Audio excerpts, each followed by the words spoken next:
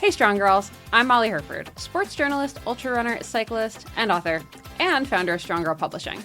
And I'm Dr. Sasha Golish, executive director of Yellow Running Shoes, a researcher, engineer, elite runner, and your BFF who's breaking down the science of smashing barriers in women's sports. Think of us as the intersection of science and culture for women and girls in sport. Each week, we'll dissect the latest headlines and cutting-edge research on female athletes. Debunk myths about girls in sport. Talk about how hormones affect performance at every age, to the latest research in sports science around mental performance, nutrition, equipment, and so much more. And we'll spotlight badass girls and women who are rewriting the rules of the game, sometimes literally. Expect it to be nerdy. And occasionally TMI. But it will always be honest. Whether you're a strong girl yourself or you're raising one, this show is for you. Welcome to Strong Girl Talk, where sports science meets sisterhood. Hello. Welcome back to Strong Girl Talk podcast. Sasha, I have missed you so much. How are you doing this beautiful fall back to school week? Okay, sorry. Did you not wake up to the torrential rain this morning? I mean, okay, it was a little torrential, but it's beautiful out now. I am digging this transition to fall, to be honest. I'm like, bring on the sweaters. I mean, as everyone who listens to this knows, I love the back to school season. Love the crisp fall cyclocross air. I'm just happy. Well, okay. So how am I? I was really nervous this week while you were doing your FKT. I was like, okay, well, I know she's doing this and I know it's on a really challenging trail, but I'm like, okay, you got this. And I'm like, do I text her? Do I not text her? I'm going to think about her. Do I not think about her? Do I message Peter? Can I message the dog? I mean, honestly, you'd probably get a better response rate from DW than either of us that day. And to be fair, like, honestly, Peter was probably doing the exact same thing as you, because the tracker was only working part of the time. So I was kind of like coming in and out of like showing up where I was. So he had no idea what was going on for hours at a time. I tried to go for the FKT on the La Cloche Silhouette Trail up here. 48 miles of fun. I missed it by under 2 minutes, which really hurts. But just some navigation and watch-based issues that, just kind of annoyingly messed up that. But I mean, honestly, great day in the woods. Like, can't complain. Have some feelings about it. Have no intention of going back to try again, to be completely blunt about it. But I'm really glad I did it. And honestly, it's scary doing self-supported stuff like that where you actually are in the wilderness, and it didn't really hit me till I was out on the trail. Like, it was, I left at 7 a.m. and it wasn't till probably 90 minutes in when suddenly I was like, oh yeah, this is the wilderness. Like, there's no aid station. A little bit different than the sports we are normally talking about. Well, and probably the quiet, and I'm sure this is why you picked it, but like one of the quietest times of the year on the trail. Like, it's back to school, so most people aren't camping or hiking or whatever. I mean, before we started recording, you said something about, the mental challenge. And I think, it really resonated with me. Like, it's why we love sport. And I'm putting you on the spot, but like, share more. Yeah. Okay. First of all, I have to say, so quiet on the trail. Yes, there were a few hikers out. Funny enough, like, I saw under 10 people. Of those 10 people, I passed a couple and I'm just like, hi, how's it going? And the woman looks at me, she goes, Molly? So I love Canada so much, because all of us outdoor nerds apparently know each other. I saw this other group of 3 older women who were hiking. They all stopped, cheered me on, and they had poles, and they put the poles up and made like an arch for me. So I ran through it. Oh my God. And that was like at halfway-ish. I was in tears, which was not helpful for navigation. No, not as you're trying to navigate. Because then I'm like running and I'm like, I hope this is the trail. Spoiler alert, it actually wasn't. I did mess up right then. So sort of embarrassing, but it happens. So the mental game, I said to you before we started the recording here, it's so funny because I've only ever done stuff like this with a friend, with my husband in a race. And when you have kind of the background chatter of a race, you're constantly seeing people, you're constantly passing aid stations, you're running with a friend, so you're kind of talking and, troubleshooting together. You don't have as much time to actually get quiet with yourself. And I never thought of myself as being not great with self-talk, but holy smokes, do I get mean. It was eye-opening.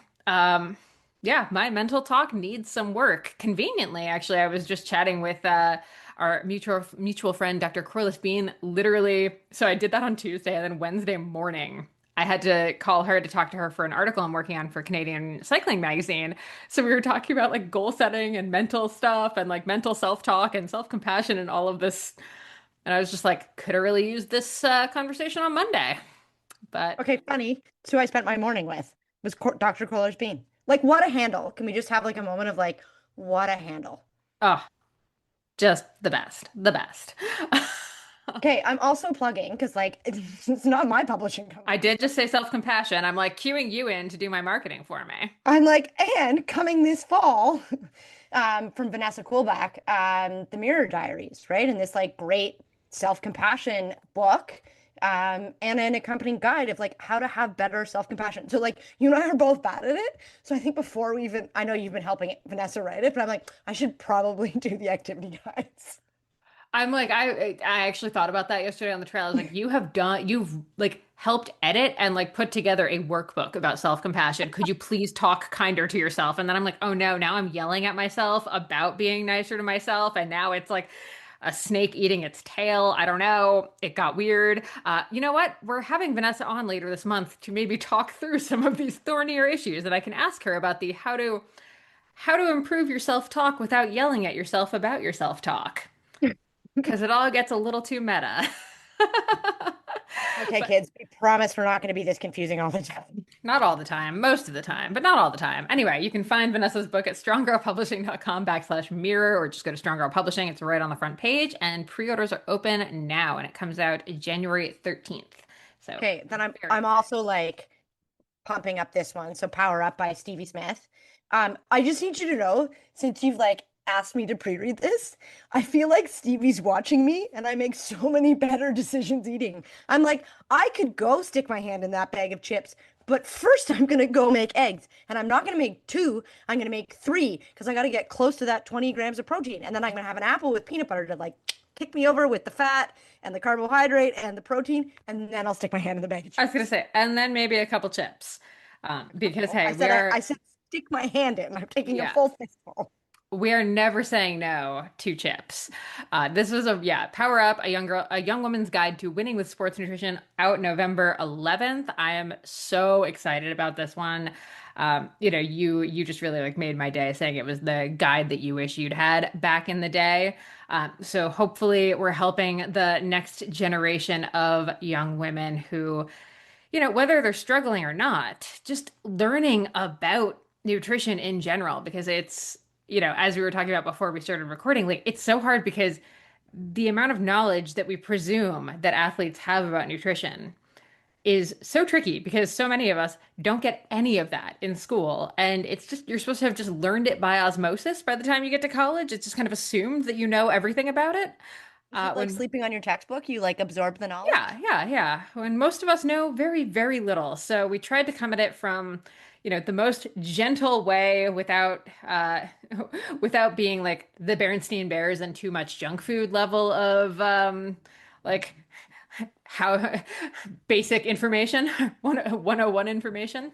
Side note, Oh no. fantastic children's book. A little too like it's a little fat shamey. I'm not gonna lie. But in general, its nutrition advice is fairly sound. Hmm. Well, I mean, what I love about this is it's this like, and I mean, a lot of your work, which is why I love it, is like it's this balance of like using evidence-based information in a digestible way. So one, it is Pun not. intended. I'm a math nerd. I can't make puns. Or I can't notice that I've done that. But what I was gonna say is like I like to me this is like the best proactive source. Like I want dads, moms, coaches, officials, administrators, like everybody's got to pick this up. And actually, I was reading it at the Friendly Corner, which is a restaurant by my cottage, and there were a whole bunch of like women who are like, can I buy this from you? I was like, no, I'm editing it right now. Like, if I do that, Molly will kill me. So, like, there's so much appetite for this, and again, like, it's grounded in real information, right? Like, Stevie tackles the like misinformation, disinformation topics to like ground you in what you really need. So, anyways, like, continuing to celebrate you and the women you connect with, and just lift everybody up. Ah, you're the best. You're the best. Okay, speaking of lifting up, What's new in sports this week? I've been so tuned out between family stuff and then being literally in the woods without reception for 3 days. Okay, well, before we get there, I'm slamming. I was like, well, actually, first I'm going to slam the elevator down on, and I'm Okay, not then going we're gonna bring it back up. But to, we're going to first, bring it we're gonna back up. drop it. Okay, so I have been working out a whole lot more. There's a lot of like, there's a lot of treadmill walking in a rain suit.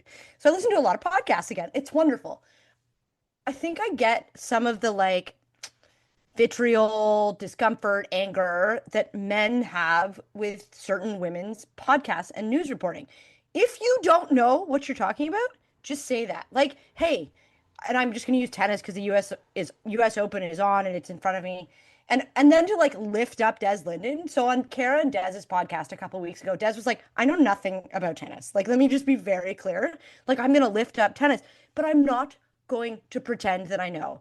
And I just like, hey, ladies, let's do us all a favor here and be like, yeah, that's really cool. Like rugby, and like rugby's on our list. Like the World Cup of 15s is happening. I know there's tries.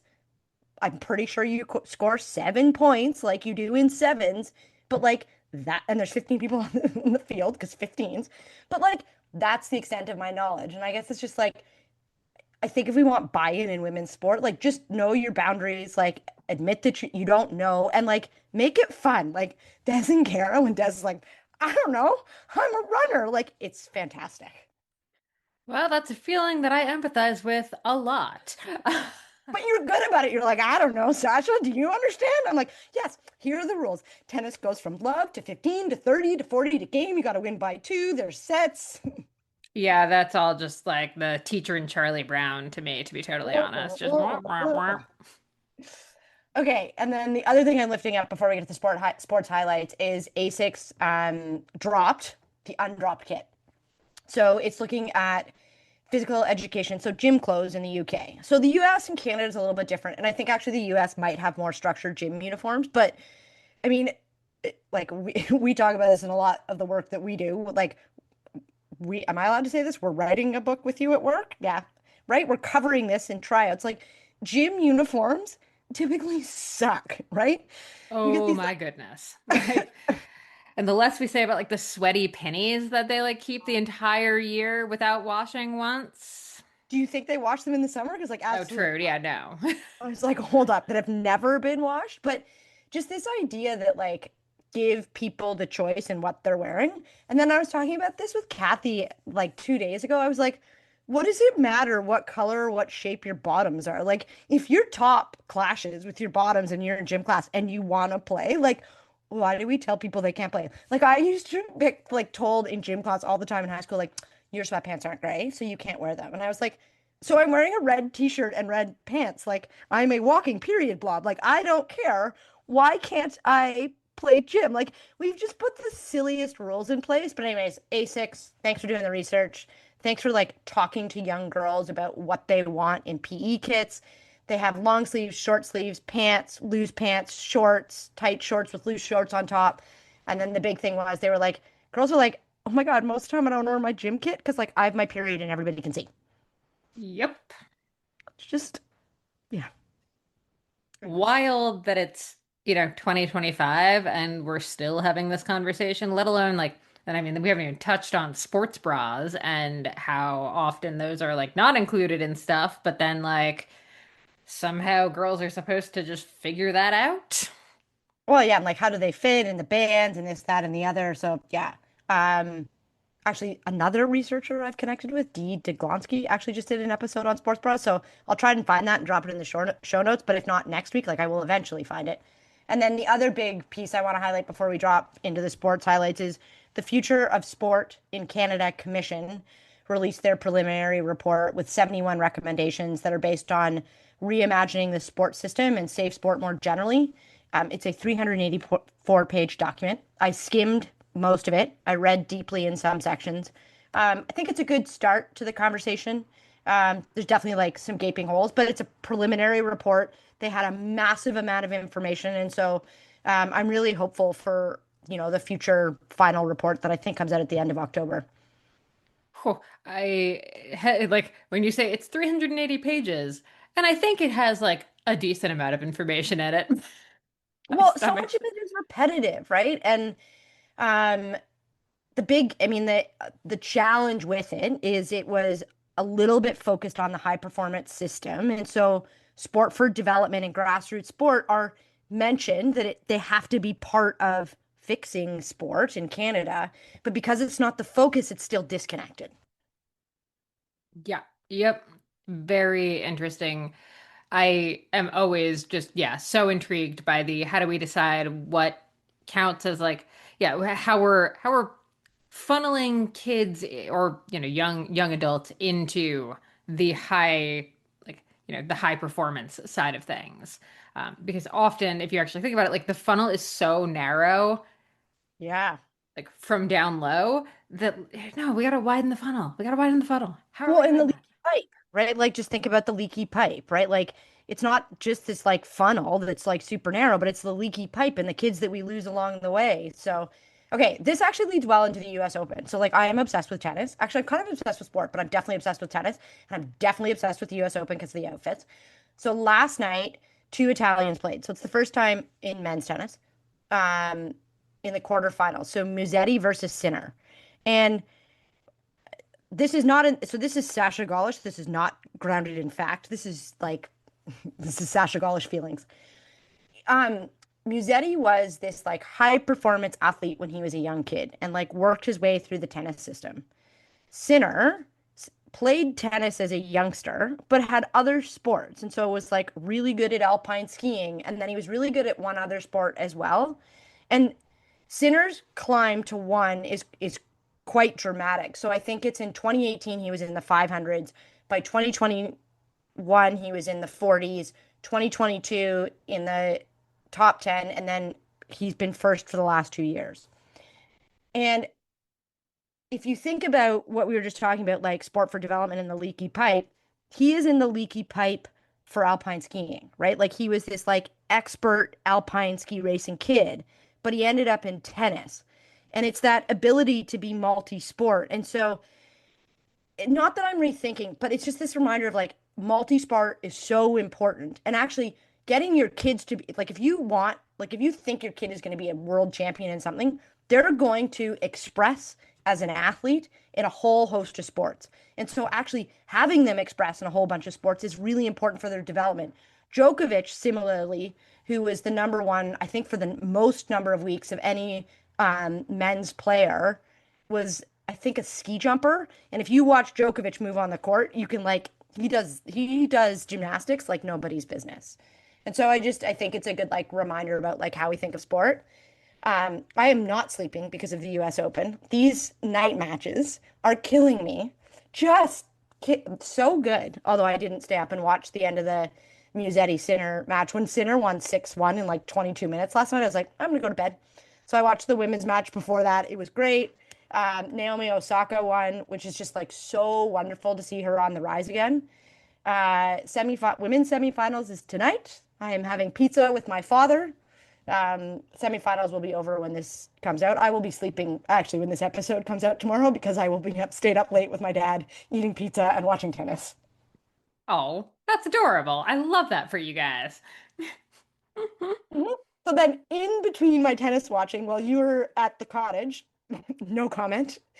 Um, US, so it was the start of the World Championship. So World Championships is 2 weeks. It goes from August, not October, August 30th to September 14th. A Canadian woman won the Enduro. I can't tell you her name. Sorry about that. Uh, and then it was the Leger stop for mountain bike. Um, Side note, I love Canadians. We're like, we don't know her name, but we know she's Canadian, so we're just gonna shout that out. Okay, only because like I was like scrolling the Instagram for World Championships and saw the Canadian flag was the only reason that I know a Canadian won. Um, so Jenny Risvids, oh my gosh, I am like a massive Jenny Risvids fan. Oh, ditto. Oh my gosh. So she had a perfect weekend. So good. So good. So great to see her just back and killing it. Oh my And gosh. and with like the biggest smile, like she was, listen, by no means am I like, oh, that was easy. But she just rode so well. Samara Maxwell rode really well again, and then Alexander Keller. And so the podiums were actually the exact same in the XCO and the XCC. So the short track and the Olympic, because talking in acronyms is very rude, as I tell students. Quite, yes. People are like, "What are you talking about?" Okay, here I'm dropping the elevator down again and squishing people. UTMB and the City Marathon. Awesome events. Love them. Think they're great. Why is it that like women's participation is not at 50%?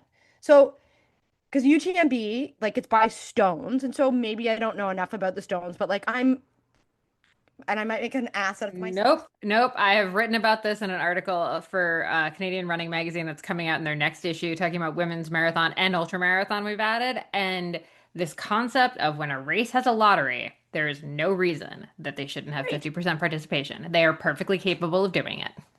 Okay. Thanks. This is why we're a team. You have the facts. I just had a feeling. What I do have facts on is if you look at the elite start list from Sydney, once again, there were way more men than women. It's the like top down, like we need to show young girls that like they have the like same opportunity. And World Athletics has these rules around the world majors and other races for certain points. And the challenge is it says a minimum of, but doesn't have an equity clause. And so, yes, you have to have a minimum of four athletes in each gender um, to have like whatever points you give out. Okay, see, I don't know. I'm just admitting like there's something in the point system I don't want to understand. But you have to have a minimum of four. But because there's no then second sentence of, and you must have gender equity, because it should not say must, you should endeavor, because we know that that never happens. And Yep. if you look at the agent list, if you look at the elite directors, right, those are mostly men. And so who are getting the opportunities? Men. Yep. Yep. Yep. Yeah. It's extraordinarily frustrating. Totally. Yeah. And okay, so we might get in trouble for this, but like nobody really listens to us right now, so like that's kind Hey, of hey, happy. whoa, hey. Well, okay, World Athletics is not listening to us. So Okay, there we go. yeah, there's a gender equity conference at the World Athletics Championships, and I like literally booked and canceled a plane ticket in the last 48 hours. Um, and it's on male allyship. And I think that's a really important thing to talk about. Sorry, is that that's like what they're calling like that's the whole point of the conference? The Gender Equity Conference at the World Athletics Championships this year, the theme is male allyship. Yes, you are correct. Ask your questions, please. Go ahead. Oh, it's not even a question or a comment. We're just gonna leave a silence for like 2 seconds here. Everyone just thinks about that one for a heartbeat. I agree, it's very important, but holy crap. Here's my pedestal, and there's a person on it. Um, and I think it's a really important point, but in this male allyship, somebody then needs to stand up and say, okay, given that we know that most of the agents are men, and given that we know that most of the elite directors are men, how do we make sure that there are equal number of women in the on the elite start list, and then standing on the start line? And if it is a mixed gendered start, how do we make sure that 50% of the start line when we take that photo is women? Yep. Yep. Pedestal person. Yeah. Yeah. Just hang out on that pedestal, please. Um, Oh, so you've moved. I can make your soapbox now. I know I was actually telling someone about that the other week, and I have to get around to that now that yeah, have Oh, a no, I already have a garage. plan. Leave it with me. Yeah. Mhm. I want it to be one of those like jump boxes though. Oh no, you're gonna have two. Sorry, I've already like planned this out. Okay. There's maybe a cape, some firecrackers, and a megaphone involved as well, but like there's a few funny things in the works. Amazing. Um, Dove, hook us up with a sponsorship here. This is clearly worth the money. oh my God, you just actually solidified an idea. Thank you, Molly. All right, I think it's like we should dive in. We recorded this episode with Stacy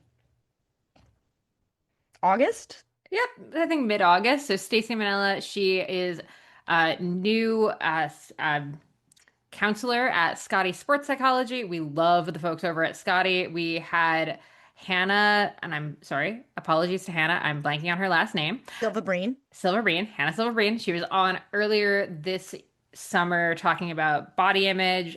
Stacy is on talking more on like back to school, more about kind of her some of her experience as a Paralympic alpine ski racer. She's a badass. Like that's Oh, really what I've got out of this. I loved the conversation with her. I'm like, can we? And well, they all don't work in the same clinic. I was like, can we go down and hang out with them? Like, can we Ugh. go have a trip? Yeah, I'm like, Scotty needs to do some kind of retreat or something because I would be the first person to sign up for it. They're all fantastic over there. If anyone's looking for some kind of sports psych services of any type, highly, highly recommend them. This conversation with Stacey, we kind of went all over the place. Back to school is sort of like the through line of it, but we covered a lot of ground. And I think it does give you a lot of food for thought about how we talk about athletes, how we talk about able-bodied athletes, how schools can be doing more to include everyone in their play. The big question of why can't they play, which is one that we are tackling in an upcoming, as still not released project, but another exciting thing. But without further ado, should we get into this conversation? Oh, let's do it. All right, enjoy this chat with Staci Manella.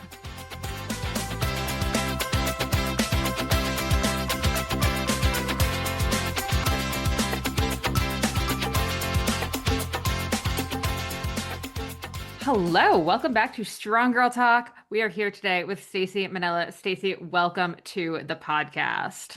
Thank you. Thank you so much for having me. I'm excited to chat.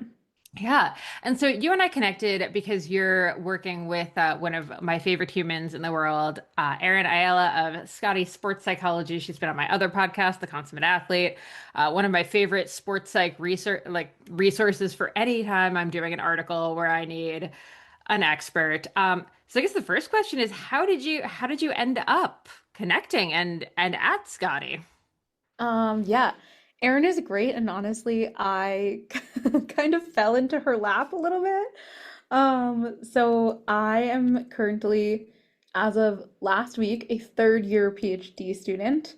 I'm studying counseling with a focus on sport and performance psychology. So, I was looking for training opportunities, for my fourth year or for my third year in the program.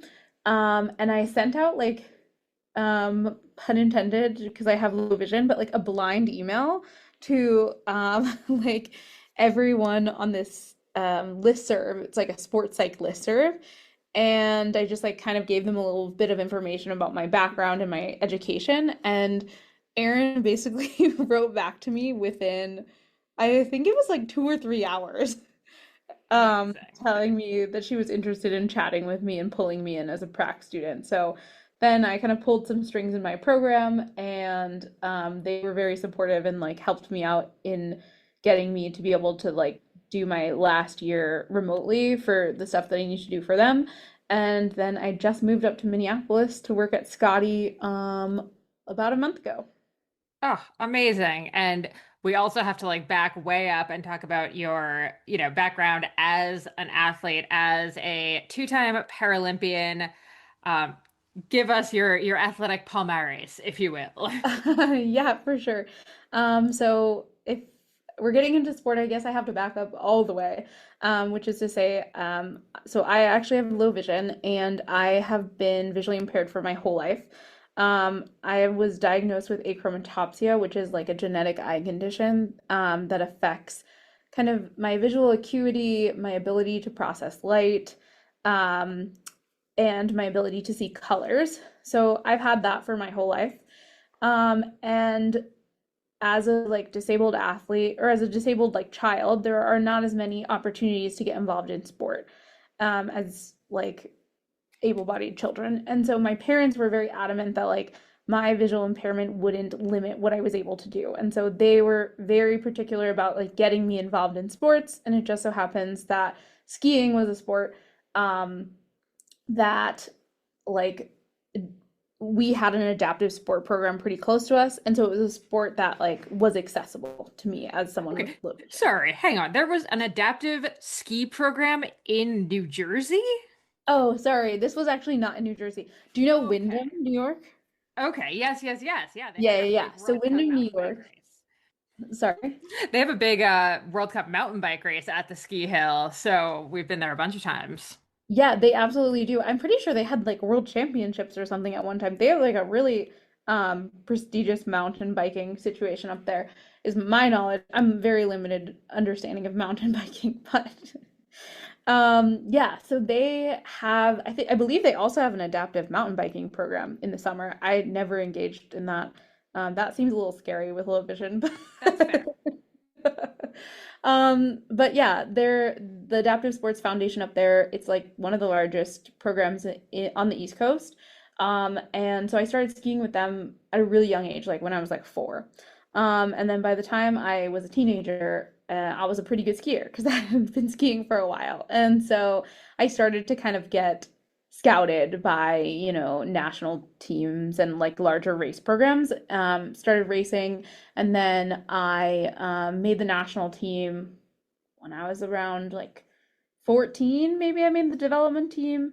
And then I skied for them for 2 quadrennials. So in Sochi in 2014, I was a senior in high school. And then in Pyeongchang in 2018, I was working on my bachelor's from Dartmouth. So yeah, that was like, I was very young and a very high performing athlete.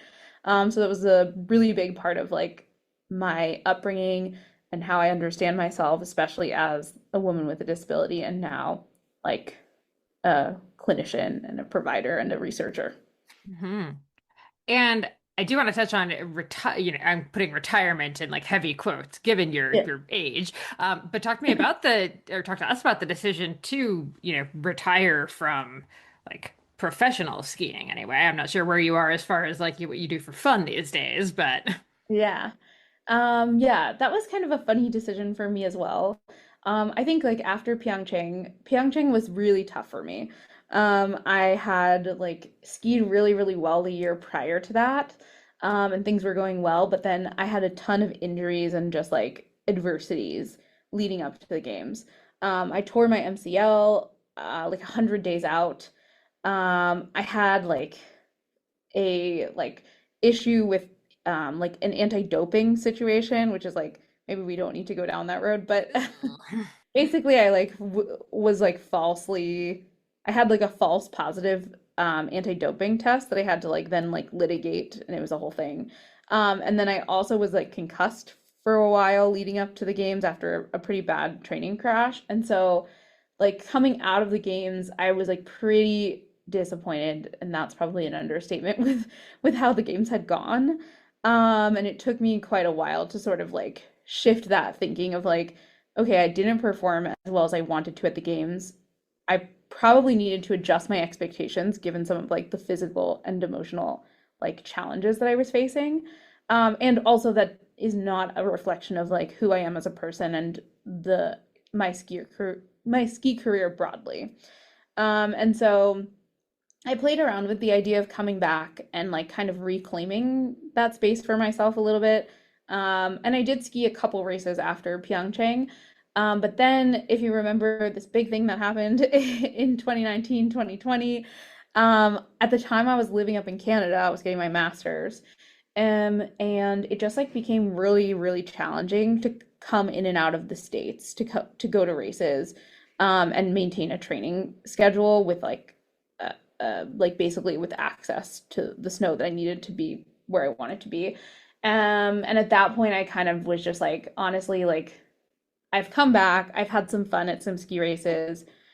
I was like pretty set on a career in sports psychology and supporting athletes with disabilities, and I was like, I just like see my life moving in a different direction and like wanting agency to like for the first time in my adult life like choose other parts of who I am as opposed to like committing to what I needed to as an athlete. So, yeah, that was my decision to retire, I guess.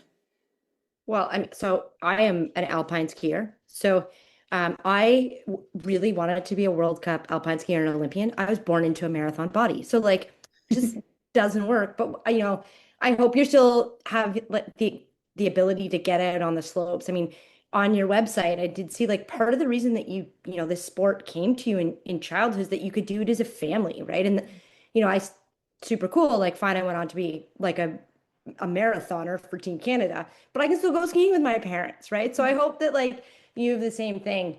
I want to give you a big hug for sharing your piece about anti-doping and how challenging it can be. I watched your face kind of shut down. I'm giving you a really big hug. It's a really challenging situation to be in, to be falsely accused. Like the system, it actually happens in the system, and everybody's like, "Oh, blah, blah." And I can't imagine the vitriol that you must have faced and just the challenges with that. So I know I don't know you, and you're actually supposed to ask people before if you don't know them if they can give you a hug, but I'm not asking you because it's virtual and I can just give you a hug. So thanks for being so like open. But I can also see like the like authenticity, the vulnerability, but also like the compassion and empathy lens that, for what the challenges that you'll see in your sports psychology career, like what a like I'm sorry you had to go through that, but what a gift you'll now be able to like pay forward when you like get to work with people. Yeah.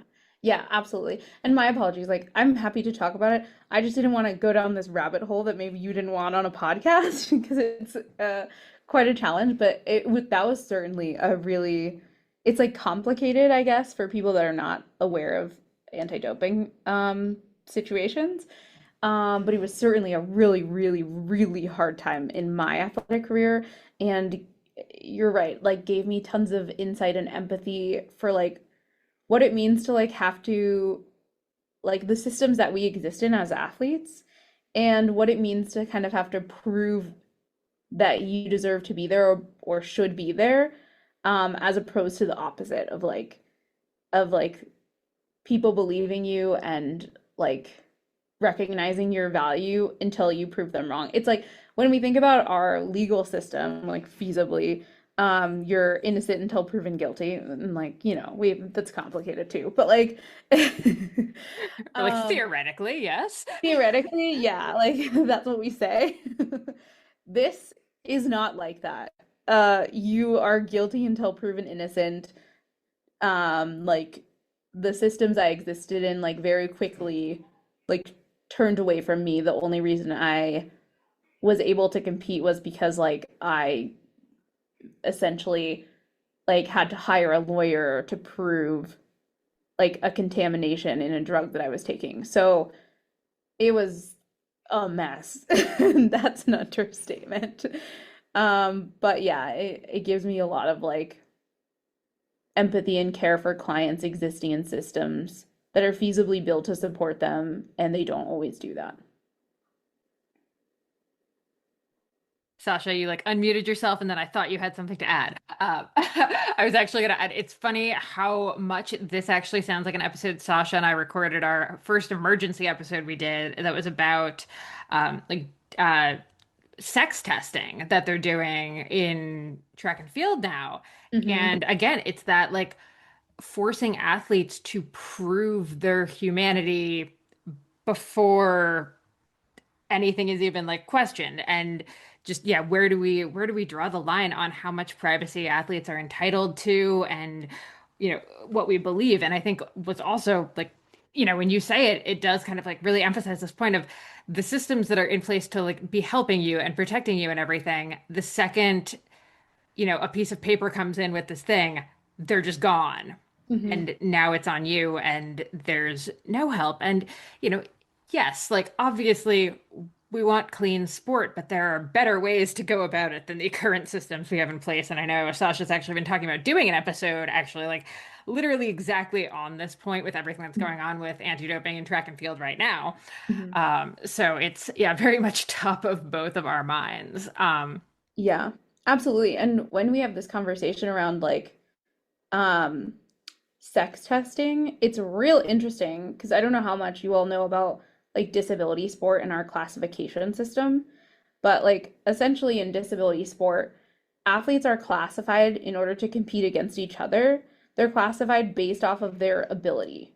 So based off of their bodies. And so, like, every single disabled athlete is used to this policing of their bodies, and it's made to, like, seem normal. And it's like a normal, quote unquote, normal part of sport, which, like, is quite interesting. I don't No, no, let's necessarily just have. say it. It's not normal. Stacy, let me say it loud and clear. It's not normal, nor should we normalize it just because we do it. Let me do Yeah. that for you. I will take the vitriol. You're safe. Thank you. Yeah, we shouldn't have to prove like there's a lot of good writing about this in the research, and like lots of athletes have spoken out about their experiences with classification, but it's essentially like proving what they are and are not able to do, and then putting them into categories based off of those results and based off of those very arbitrary like markers that we use. Yeah, and then it's also very like no- how do I put this? The information about that doesn't really get shared with the public in a way that is like at all digestible, I'll say. Like I was at track and field Olympic trials last year and they were doing para trials at the same time. And honestly, like when you have all of the initial like numbers, it's like C3 athlete, like it's just so unclear and it's just putting athletes in this very odd, like tiny box Hmm. that isn't even like well understood. So Hmm. it's like very hard to even follow it as someone who wants to be a fan of the sport.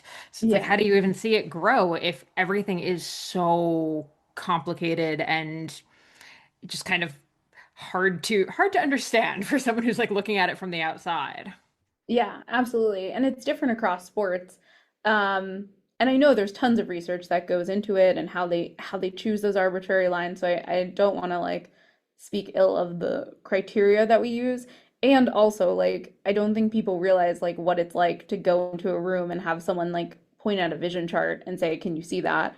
And then like classify you into a specific category based off of like how you do on those tests. Or like for example, like a wheelchair user, like asking someone to like move their legs in specific ways, recognizing that they can't, and then putting them into some category, right? Like our bodies are being looked at and examined. Yeah, yeah. And I do also, we're actually releasing this episode as in early September, late August, where it's kind of we're talking about back to school. So I do kind of want to also go back to like when you first were getting into sport, Mhm. how was this in terms of both you had this program, and I imagine that was probably pretty welcoming, but even thinking back to at school, was there any discussion of like being able to be part of school sports or what did that look like? Hmm. Yeah, it's a good question. I haven't thought back to my middle school, high Let's school let's PE just classes go for a back to while. like, yeah, let's go back to like the most traumatic time in all of our lives, middle school PE class. Yeah. I think that like my teachers did the best that they could. I remember sometimes like they were able to accommodate me. I remember like playing, for example, volleyball with like a gigantic exercise ball. And my my classmates like being okay with that. Um, and then there were other like units of gym where I was just like separate. Or I was told to do a different activity. Most of the time, like that was pulled away from like the social setting of PE because like if I know anything from sport and sport performance and sport sociology, it's that like sport is actually not just about winning and losing. As it turns out, it's also like about building life skills and like social interactions and all of these other pieces that contribute to well-being and mental health. And so, yeah, I would say that there were some conversations, but it was certainly a challenge. And again, I guess I'm now we're talking like this was, you know, 15, 20 years ago.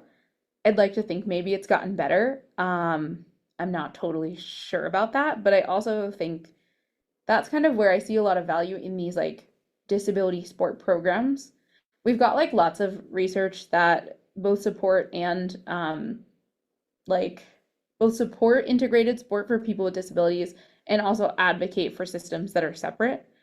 And like I think of it a lot as like by separating disability sport, you create this like disability centered community, which like for myself and for lots of my teammates has been like very influential and important to our development. So, um, yeah, there's pros and cons to both, but it's something I think about a lot. And like I took a lot of value during that time in like building relationships outside of school through my sport experiences with other disabled athletes. Like I learned a lot about myself and learned a lot about like other people's perspectives and experiences.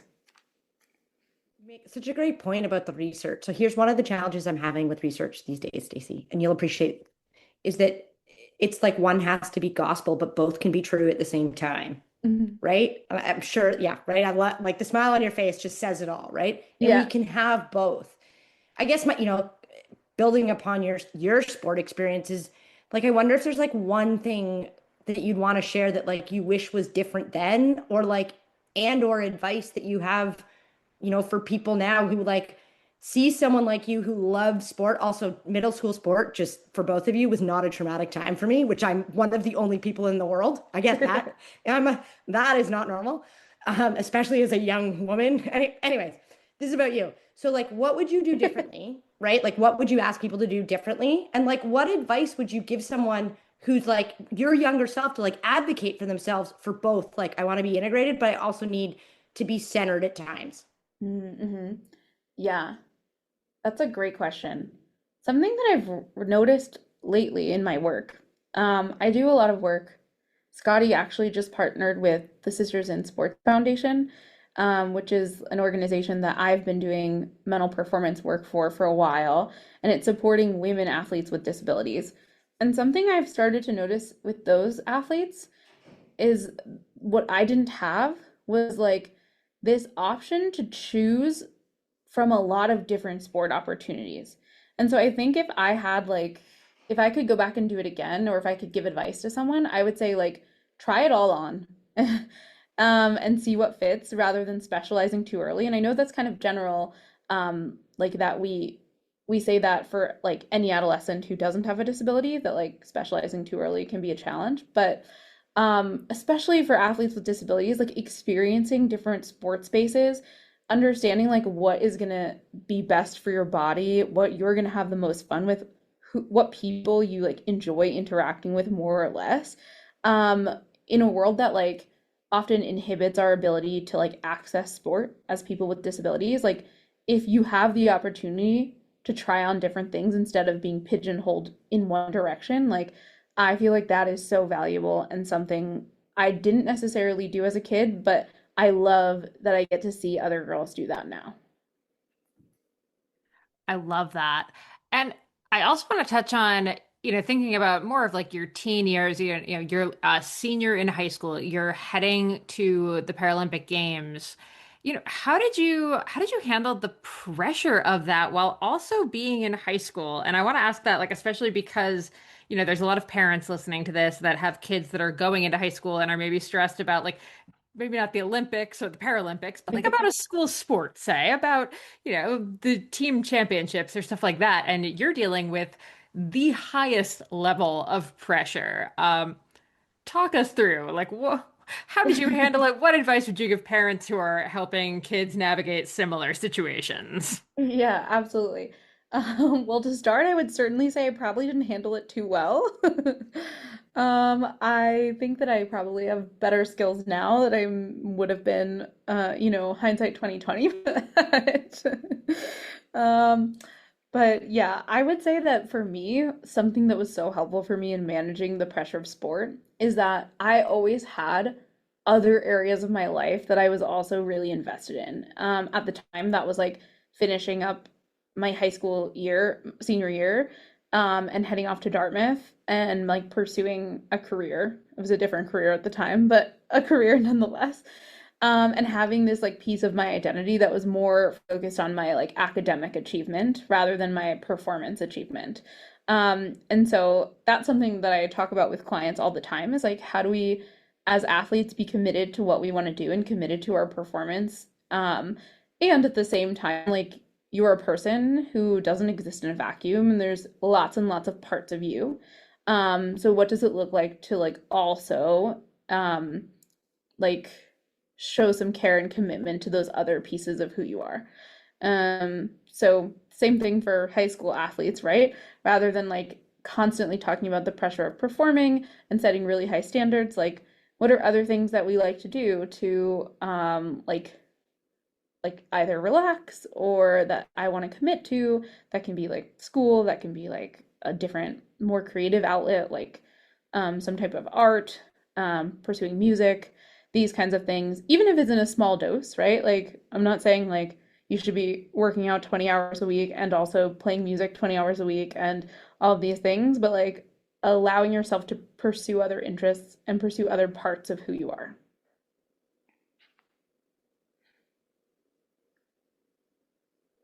Molly doesn't know that she's actually muted herself, and I'm going to make her leave this in the episode.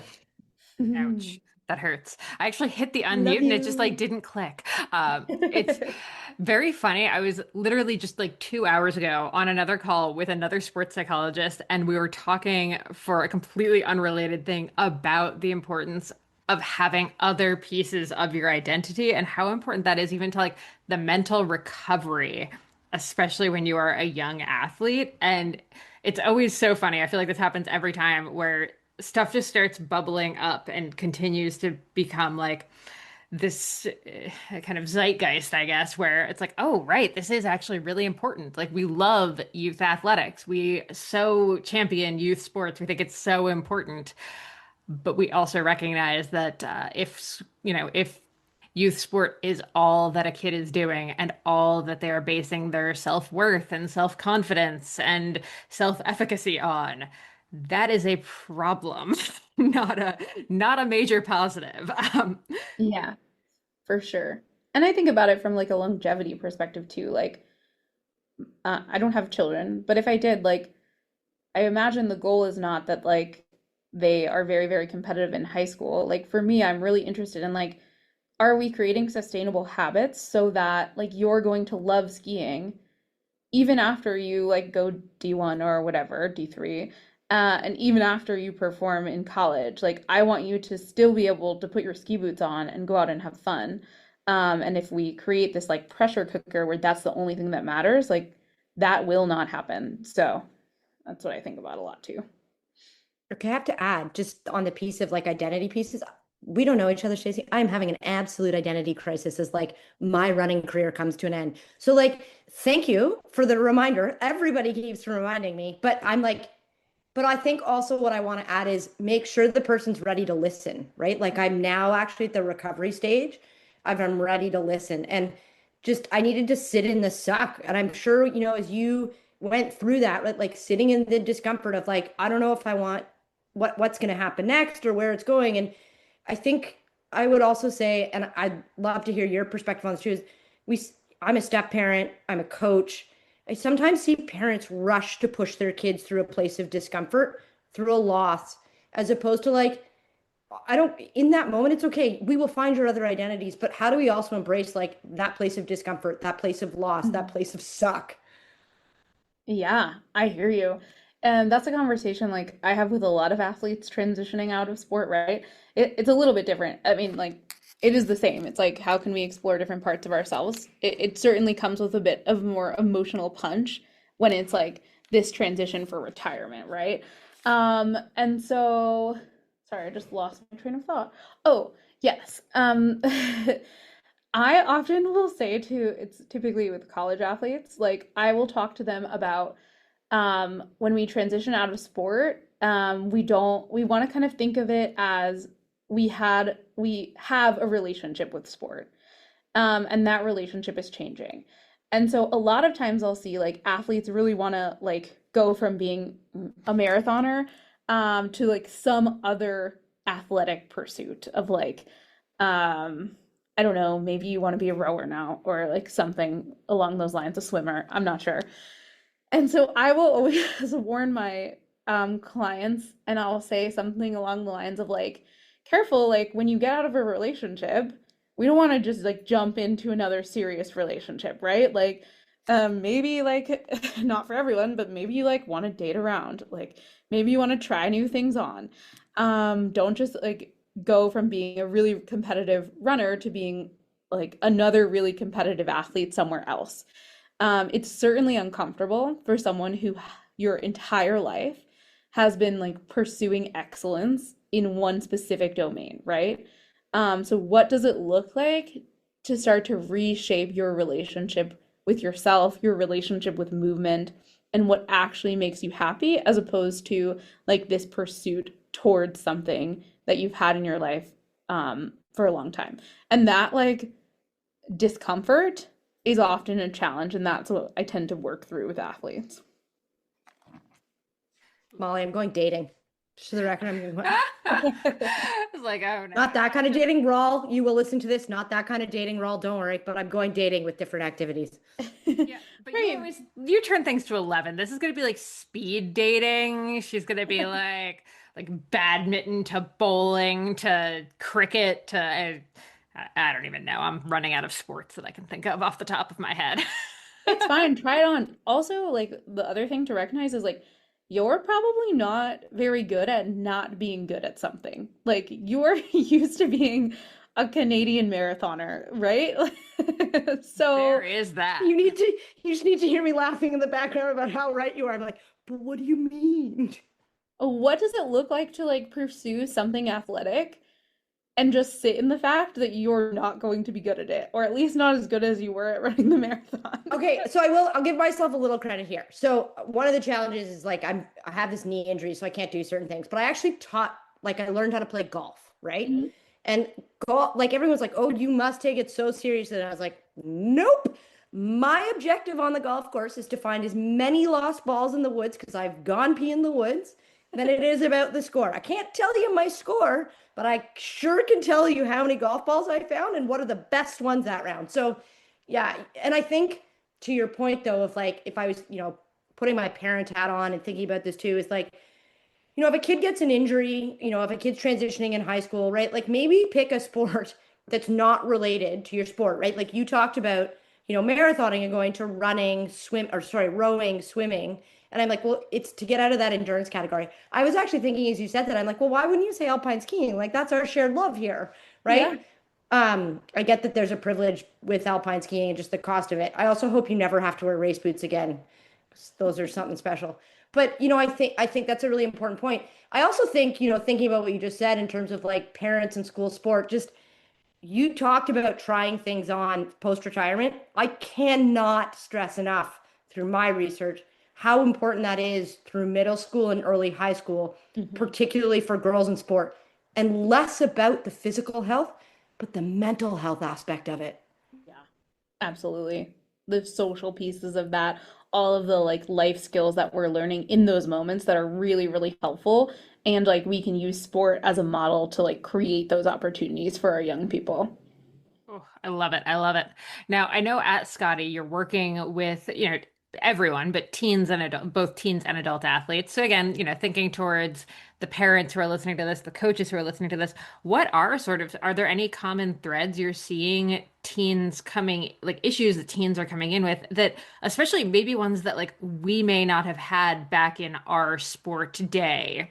Like I imagine teens today face very different, like some of them are going to be the same, Yeah, but there's a lot that are different than absolutely. when we were all in our young sporty phases and from like I don't know, I'm an 87, so different times, different times.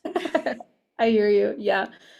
I think like when you say that, what stands out to me, and I will give the caveat to say, I'm newly working with teens, and so that's like a new population that I'm like continuing to learn and grow in my work.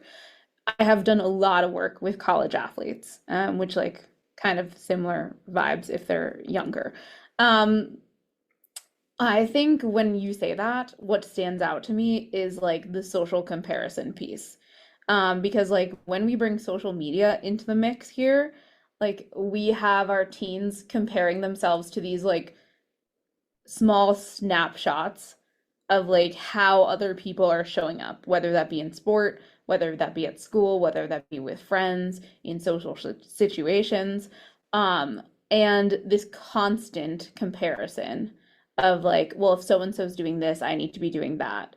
And this constant feeling of like not being enough, like not working hard enough, not showing up in the way other people are, not having the things that other people do, and like the immediate feedback of that being at their fingertips, as opposed to like previous generations.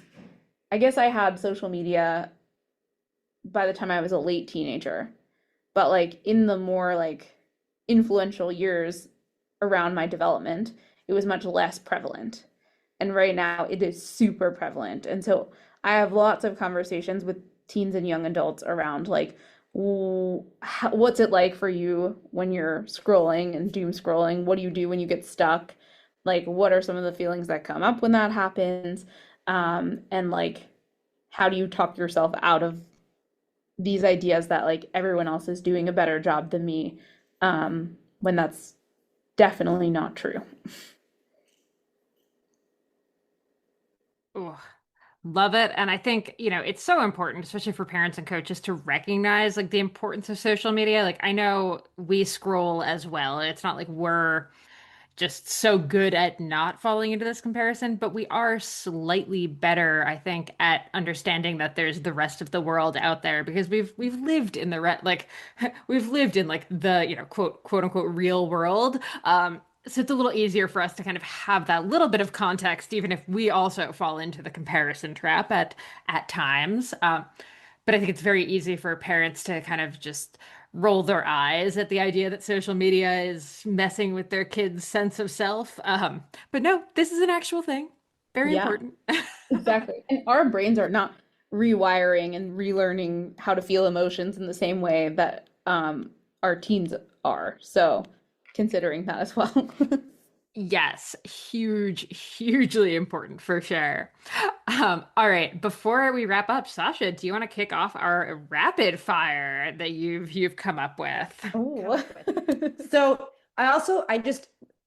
I have the privilege to work with like so many different athletes. And so I'm just also correcting myself and calling myself out. So the first rapid fire question I had was like, what's your favorite book? Which is like not always the nicest thing to do with somebody who has a visual impairment. So I'm sorry. So the question has been reworded to what is a favorite book or podcast that you have read or listened to lately? Oh, okay. I just read I listen to a lot of audiobooks. I consume like a lot of like written text, but it's usually audio. I just read a really cute one. It was called The Road to Tender Hearts. It was so sweet. I loved it. I think that's All what it right. was called. I hope Okay, that's so I'm adding that to my reading list. So yeah, thank it you. was really, really sweet about this little road trip with a family. Okay. Um, the second question is something new that you've tried recently to scare yourself or help yourself grow. Um, well, I just moved to Minneapolis and I don't have any friends here at all. So I would say that's the thing I've done to scare myself and help myself grow. So just quick question on so Minneapolis, but do they not call it Minneapolis St. Paul, or is there like I live in St. Paul, I live in Minneapolis? I'm like, this came up on another podcast somewhere else this week that I was listening to. So like I'm actually curious about this question. Do you know? That's a really good question. I don't think I can speak to the as an expert for Minneapolis But this is how you can make friends. So you can go out and ask and ask strangers this people. question, which is like, anyways, I should not be giving advice to anybody these days. And then the last question I have is what's the best advice you wish you could give yourself?